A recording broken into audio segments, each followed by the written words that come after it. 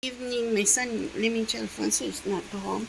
This is our family dinner at the Black Fort, the World of Singapore, March 13, 2026. There's Lizzie Poy, the retired man. Okay. At the Black Fort, the World of Singapore. We're having fried rice with sort of a barbecue chicken, okay?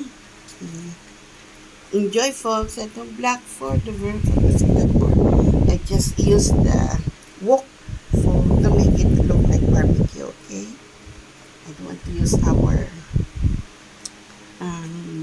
air fryer.